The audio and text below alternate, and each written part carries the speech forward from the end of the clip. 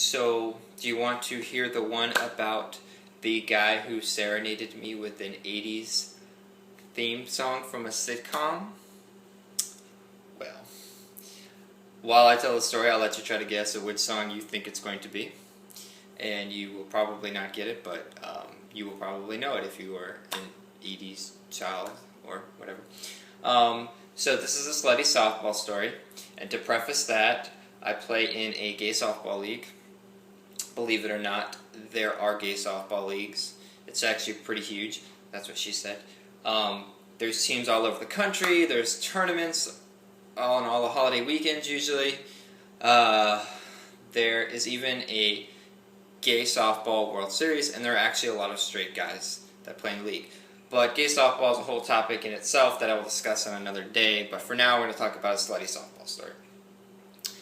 So, on these teams that I play on when I go to tournaments, somehow I'm usually one of the one or two or few single guys on whatever team I go to. Most of my friends are couples and relationships, blah blah blah. Somehow I'm the only single one, even though I'm so cute. I know, it's really hard to believe.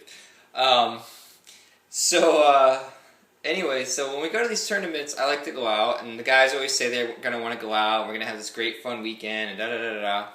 But then it happens where you play so much, everybody's tired, nobody really wants to go out, so it usually ends up being me forcing my friends to go out with me to try to pick up men or find my future husband or whatever the particular case may be that weekend. And also, a preface that I'm not a slut, or as big of a slut as I make myself out to be. I joke around a lot, and I do have some funny stories, but I don't sleep around like people think I do. I do have my moments. Everybody knows that I really do want kids and a husband, babies, and all that, but, you know, we all have our moments, like I said. Sometimes I want a baby to milk me, and sometimes I would like a man to milk me.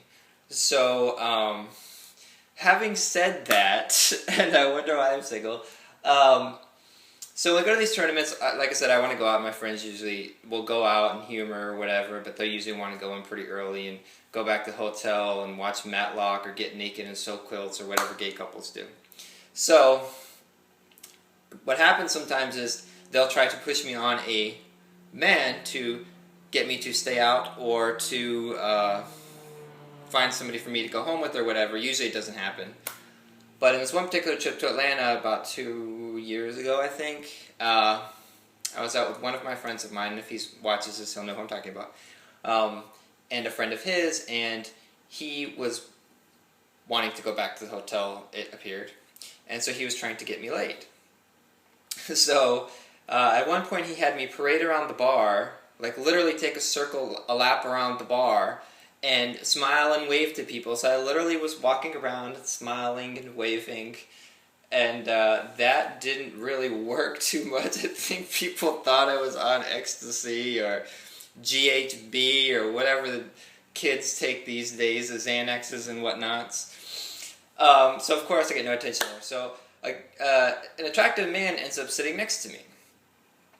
And he was a little bit older, but attractive and very nice body. So he starts talking to me, and my friend David tells me immediately that he approves and asks me if it's okay for him to leave. And so he does leave. And so it's just me and the guy. We end up talking, and he lives close by, of course. Now, this will be the first time that I have ever gone home with a guy from a bar on a Saturday in Atlanta. After 9 o'clock in the summer. So, anyways, I'm walking home with this guy back to his place, and right when we get around the block from the bar, which is about half a mile from his house, he tells me, "Oh, I was mugged here last week." I say, great way to start this story. It's only 1 o'clock in the morning, 2 gay men roaming the streets in Midtown, close to downtown Atlanta. This is really safe. So, but I've been drinking and I'm wanting to get laid, so I'm willing to take the chance on getting mugged for penis. So we enter this man's house, very nice place, but right when I walk in immediately, all I see is Auburn paraphernalia everywhere. I mean, just fucking everywhere. Like, insane, like, just crazy. I mean, like, literally covered from head to toe in Auburn shit. nut. So, but it's cool, whatever. You know, he's into sports. Okay, fine, cool. So we talk, blah, blah, blah, blah, blah, you know, get bullshit to get into bed. Wait, I forgot to say this part. So when I walk in, not only do I see the Auburn stuff everywhere, but I hear what sounds like a tiger bear in the other room, like there's 2 bedrooms in the spare bedroom, and he opens the door and says, "I have a dog," and this wildebeest comes running out of the door and literally attacks me. I mean, like, attacks me. This giant, I swear it had to be 250 pounds. It was probably 87 pounds, but it felt like 275 pounds. And the dog, like, literally is attacking me. Oh, he's just playful. No, the dog was attacking me. Like Judge Judy, he bit me, I want to be paid, compensated, attacking me. Like, this fucking beast was attacking me. And he just kept saying, "Oh, the dog's playful, it's okay, it's okay." And I was not okay, I was mortified, and I lost my erection. So, he finally calms the dog down, whatever, we go into bed. We end up, you know, doing what 2 men do, you know. And the dog jumps on the bed. So, he doesn't do anything. His face is in the pillow, so I guess he can't say much. But he still doesn't do anything. So for about a good 2 minutes, this dog is sitting in the bed, and now the dog is staring in my face. So the saber-toothed tiger dog is now, this giant thing is staring in my face while I'm doing my business with his owner. It was extremely, extremely awkward. And I kept asking him if he would please get the dog off the bed. And he obviously has some weird connections to this dog because he let the dog attack me, then he let the dog sit there, and literally the dog's breathing on me while I'm humping his owner. And I wasn't okay with this, so I asked him, please remove the dog or I have to stop. So he makes the dog get out of the room, we go back, finish, whatever. We go in the living room, chit-chat, whatever. He tells me to take me home in the morning, fine, whatever, I've been drinking. So I wake up in the morning,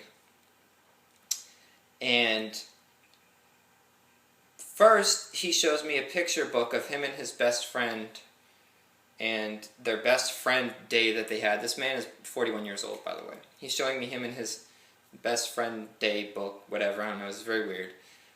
Then he comes back and we lay back down on the couch and we're just laying there for a moment, and it's actually kind of nice, it's quiet, it's, you know, whatever.